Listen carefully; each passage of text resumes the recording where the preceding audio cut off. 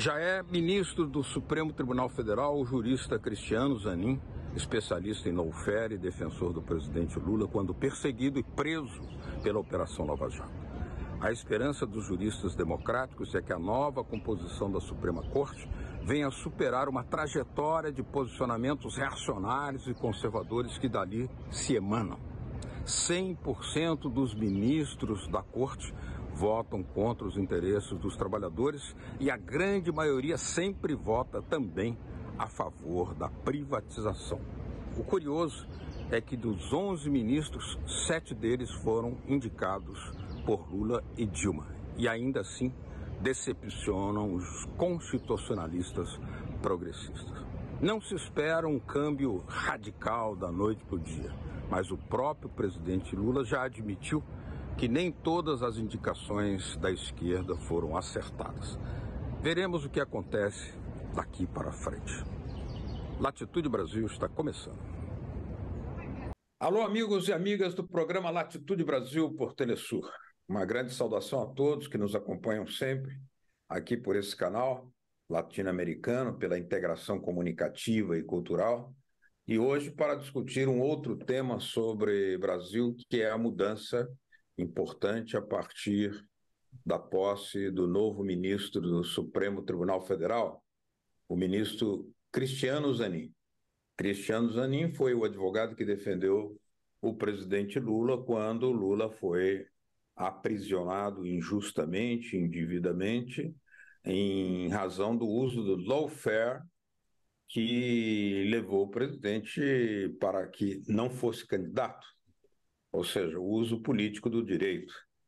E para nos falar sobre isso, nós temos um especialista da área, que é exatamente o professor Gilberto Bercovitch, que é professor de Direito Econômico da Faculdade de Direito da Universidade de São Paulo e também um grande especialista nessa temática constitucional. Queria agradecer a vossa presença aqui, professor. Muito obrigado. Foi uma grande honra tê-lo aqui novamente, mais uma vez. E o que muda, para a gente começar a nossa conversa aqui, o que muda com a presença do ministro Cristiano Zanin? Houve, inclusive, muita resistência, especulações da imprensa para que ele não fosse nomeado, mas o presidente Lula manteve a sua posição. E nós temos hoje um dos poucos casos de um profissional da área do direito que conseguiu um grande êxito num caso dos mais rumorosos e mais escandalosos, que foi do lawfare aplicado para prender o presidente Lula e tirá-lo da corrida presidencial. O que muda a partir de agora com a posse do ministro Cristiano Zanin? Boa noite. Boa noite, Beto. Boa noite a todos e a todas que estão nos assistindo aqui na Telesur. É sempre um grande prazer poder participar aqui do programa, né? Ainda mais para tratar dessas questões tão importantes para o Brasil e para a América Latina. Bom, Beto, temos que separar duas coisas. A primeira é o papel do Cristiano Zanin na defesa do presidente Lula. O Cristiano Zanin foi um advogado combativo, foi um advogado que, muitas vezes, contrariando, né, posições de advogados famosos, de juristas que queriam dar palpite, enfim, que queriam interferir na estratégia de defesa do presidente Lula. Ele contrariou e manteve a estratégia por ele traçada, e ele se revelou vencedor, né? Cristiano Zanin foi vitorioso aí no processo de defesa do presidente Lula, no combate aos abusos, né, do ex-juiz Sérgio Moro, da Lava Jato, no chamado lawfare, né, que é o uso do direito para perseguir inimigos políticos, né? Então, nesse ponto, o Cristiano Zanin realmente teve uma trajetória meritória e cheia de êxitos, como um ótimo advogado de defesa do presidente Lula. Isso é diferente do Cristiano Zanin, ministro do Supremo. E aí tem um problema. E, na verdade, nós não sabemos como será Cristiano Zanin, ministro do Supremo. Não sabemos, lógico, sabemos que ele vai ser garantista no sentido que, como ele atuou na defesa do presidente Lula, imaginamos que ele vai manter a coerência, né, na defesa dos direitos individuais, do direito de defesa, né, das garantias dos cidadãos. Isso aí a gente imagina que vai continuar na mesma trajetória. Mas os demais temas que passam pelo Supremo, e são vários temas, né, passa de tudo pelo Supremo, nós não sabemos. Né? Nós não sabemos a posição dele. Né? Não houve uma. E talvez esse seja o grande problema aí. A única crítica que pode ser feita, talvez, a indicação dele, não é nenhuma crítica pessoal ou de trajetória profissional, né? Mas sim a crítica que não houve debate sobre as grandes questões com ele. Né? Simplesmente o presidente Lula disse que ia nomeá-lo, enfim, e aí se questionou a legitimidade ou não do presidente nomear o seu próprio advogado para o ministro Supremo, que não, na verdade não tem cabimento, os requisitos ele cumpre, né? Os requisitos funcionais, que é notório saber, notória reputação, ela é ilibada a reputação e notório saber jurídico, obviamente, é uma pessoa que todos conhecem, enfim, tem, obviamente, um notório saber jurídico pela toda a sua atuação aí no processo de defesa do presidente Lula e na sua atuação na advocacia, né, como advogado de grandes causas aí do setor privado, né, especialmente, ele atua muito na área de falências, né, mas não só, né, mas tem uma especialidade aí nesse setor, recuperação judicial e falência. Mas o que a gente não sabe é o que ele pensa sobre os direitos trabalhistas, a gente não sabe o que ele pensa sobre as privatizações, a gente não sabe o que ele pensa sobre a questão indígena, sobre a questão da reforma agrária, enfim, todas as questões candentes que, de um jeito ou de outro, acabam caindo no Supremo. Então, esse talvez é uma incógnita, né? Ele é, na verdade, uma grande incógnita. Em sua defesa, vamos dizer assim, vários dos ministros que foram indicados, né, nos últimos anos, seja pelo presidente Lula, pela presidenta Dilma, ou até por outros presidentes, vários deles também não se sabia. Né? E aqui acaba sendo ou boa surpresa ou más surpresas. Né? Aliás, entre esses nomeados pelo presidente Lula, ou mesmo pela presidente Dilma, eles surpreenderam votando posições que não eram esperadas, até surpreendendo o próprio presidente Lula, que chegou a reconhecer, de certa forma, que algumas escolhas não teriam sido as mais adequadas, né? Uma espécie de autocrítica que ele fez. Mas, nesse caso, ele tem aí uma trajetória de um profissional que foi muito próximo dele, e não se pode questionar o direito do presidente, é uma prerrogativa presidencial, né? E os requisitos preenchidos. Mas esse elenco de variedades temáticas é que, digamos, foi aquilo que surpreendeu o presidente Lula no caso das nomeações anteriores, né? Não, é pior, velho. Você acha que assim, a história não alivia para o presidente Lula. A política que o presidente Lula e a presidente Dilma tiveram em relação ao Supremo foi muito equivocada. Isso todos sabemos, todos podemos falar. Ele pode não admitir, mas foi muito equivocado. De certa forma, ele já admitiu, né? O caso do Barbosa, por exemplo. O Joaquim Barbosa, mas o ministro Toffoli tem seus problemas. No caso da ministra da presidente Dilma, o Barroso, o Fux, né? Tem aí uma série de nomeações complicadas, né? Contrariaram muito as expectativas dele. Contrariaram, mas também teve outros que não necessariamente contrariaram. Do exemplo do ministro Barroso. O ministro Barroso nunca escondeu que era a favor de privatizações. Ele nunca escondeu que era a favor de diminuir o tamanho do Estado. Ele nunca escondeu que ele era contra os direitos trabalhistas. O equívoco foi da presidenta Dilma ter nomeado uma pessoa dessas, que tem todos os seus méritos acadêmicos, enfim, profissionais, mas que contraria ou está em contradição com a base de apoio e com a ideologia política do PT e da presidente Dilma. Aliás, vale lembrar que ele nunca escondeu também que tinha muita proximidade com as organizações Globo, que exercem um papel político e não apenas comunicacional no Brasil. Ele foi Ele advogado deles em vários casos no golpe, importantes. né?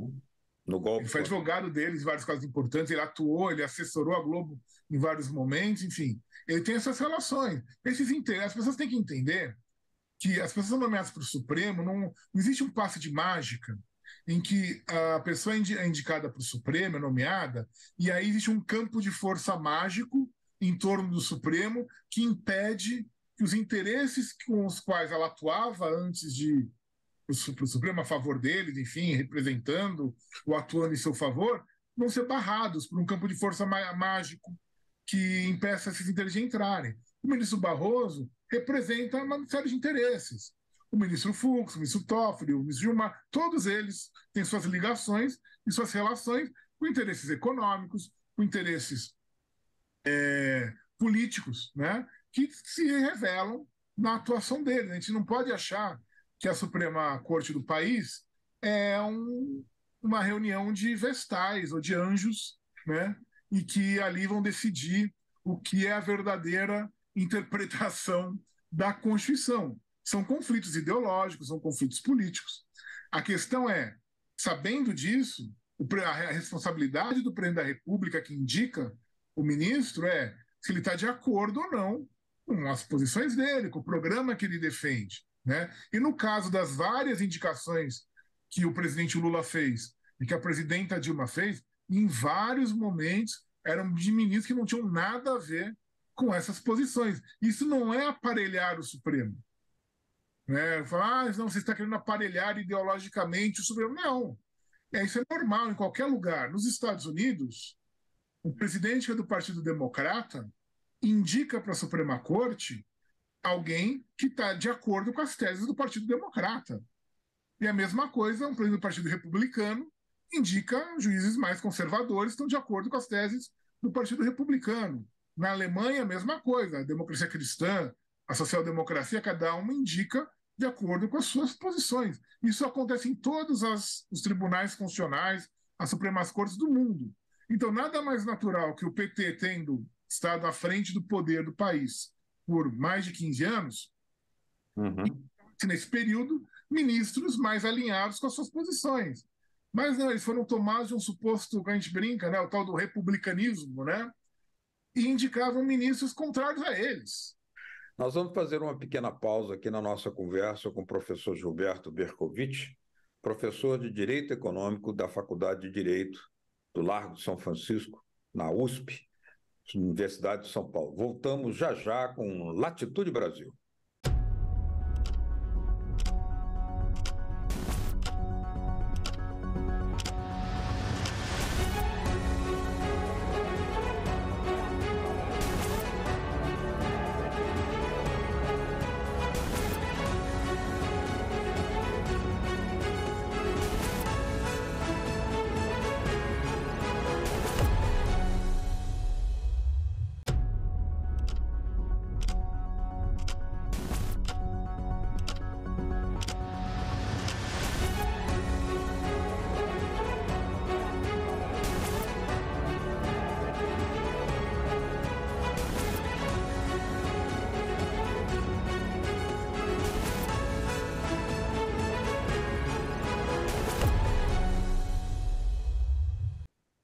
Latitude Brasil está de volta hoje analisando o novo Supremo, ou seja, o novo Tribunal Superior Eleitoral, com uma nova composição, com a indicação e posse hoje do ministro Cristiano Zanin, indicado pelo presidente Lula, uma figura de alto relevo na luta contra o lawfare, mas é uma oportunidade para nós analisarmos o que tem sido o desempenho do próprio Superior Tribunal Federal.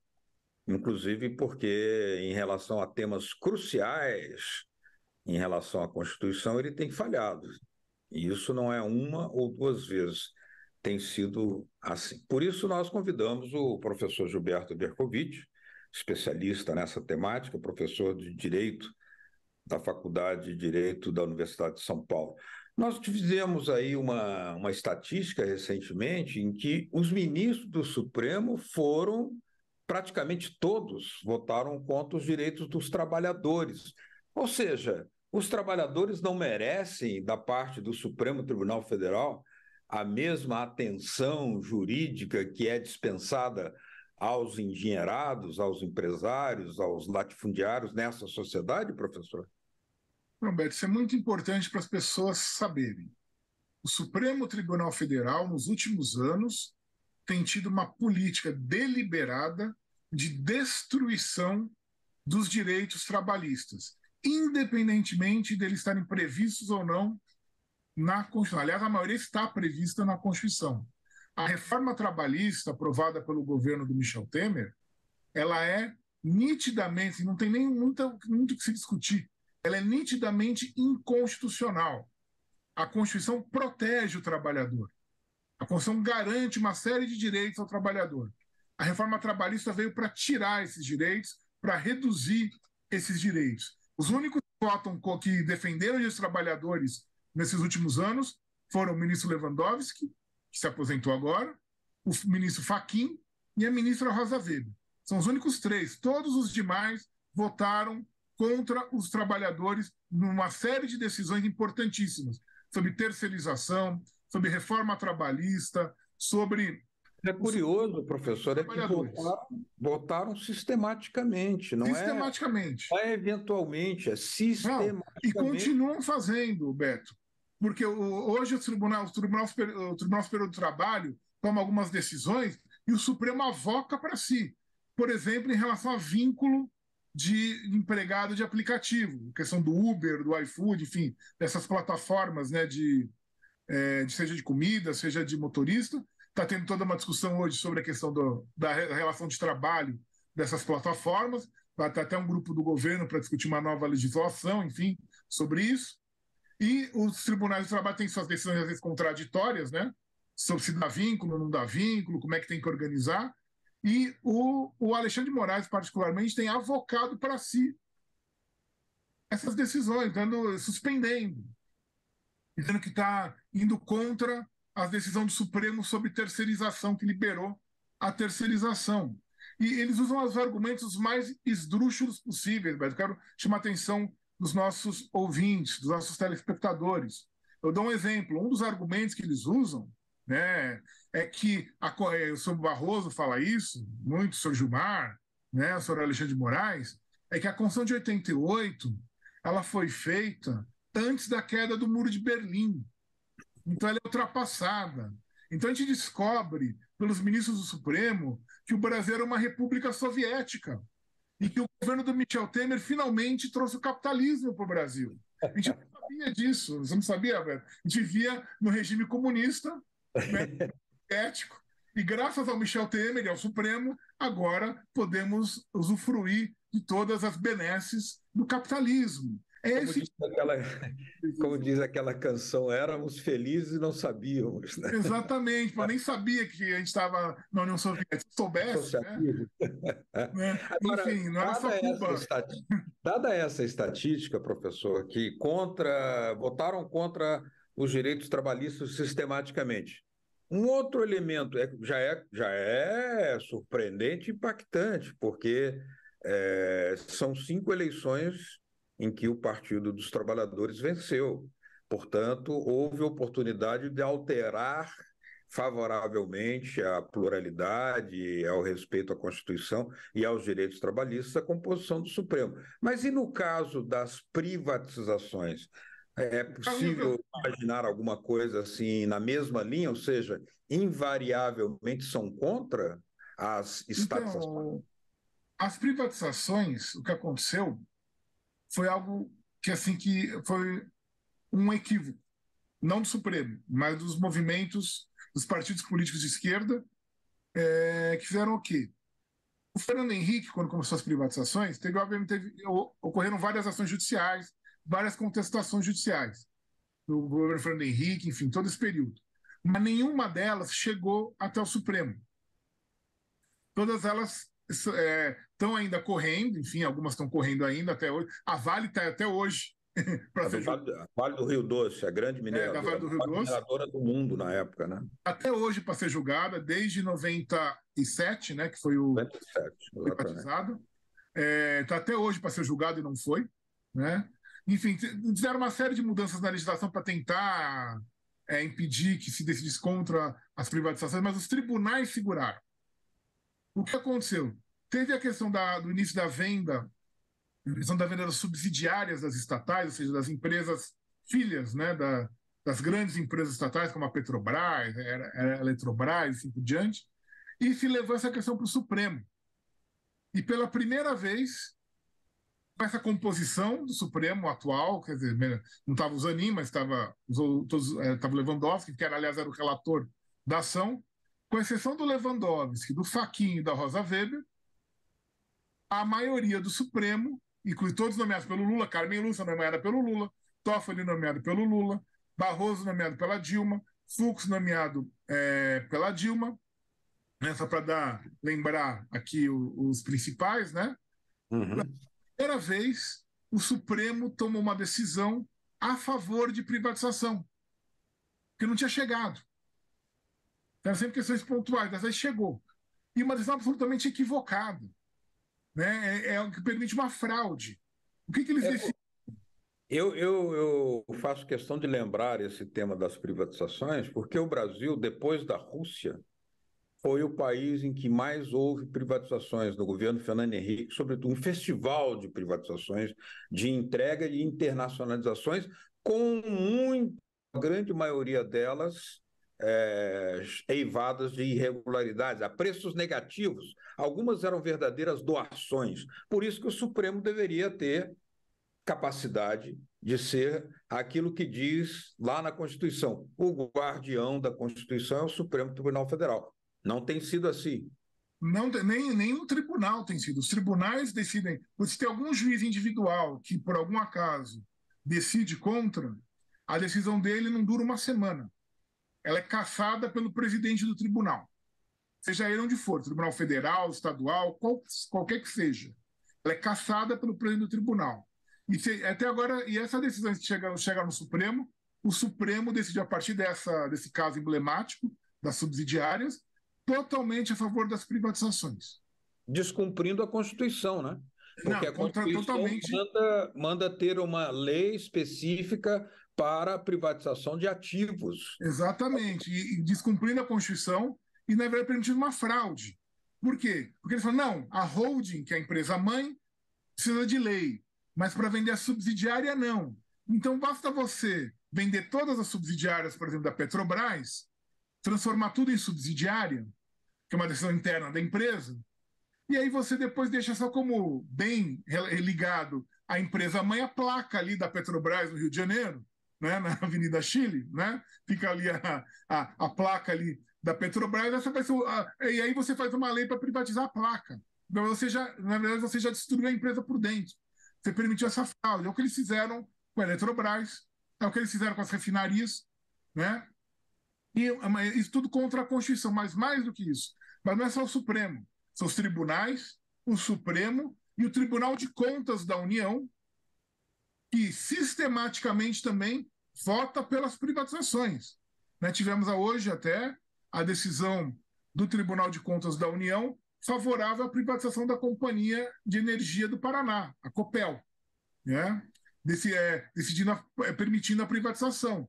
A única vez que o Tribunal de Contas se manifestou contra uma privatização foi o voto de um dos seus integrantes, que é o ministro Vital do Rego, em relação à privatização da Eletrobras, em que ele mostrou fez uma série de questionamentos, mas que os outros ministros ignoraram solenemente e aprovaram a privatização do jeito que o governo Bolsonaro queria fazer.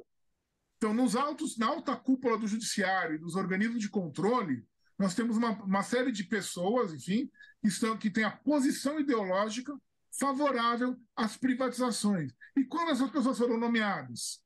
Alguns em relação ao Fernando Henrique, mas a imensa maioria já foi nomeada nos governos do Partido dos Trabalhadores. Ou seja, foi uma política de composição desses órgãos absolutamente equivocada, né? Que você permitiu que chegassem a essas posições pessoas que abertamente, nenhum deles escondeu, nenhum deles enganou. Talvez uma espécie de republicanismo ingênuo, porque a própria presidente Lula chegou a reconhecer certa vez que algumas das indicações não foram as mais indicadas. Tomara que agora, com a indicação do Zanin, se chegue à conclusão e se comece a mudar o teor e a composição. Vamos esperar que sim, para que os tribunais, sobretudo o Supremo, seja muito mais sintonizado com aquilo que se espera dele, o cumprimento da Constituição. Professor, lamentavelmente nosso tempo se esgotou. Queria agradecer muito a sua presença aqui mais uma vez na Latitude Brasil. Estaremos sempre de portas abertas. Muito obrigado. Eu que agradeço, estou sempre à disposição, Beto. Um grande abraço a todos.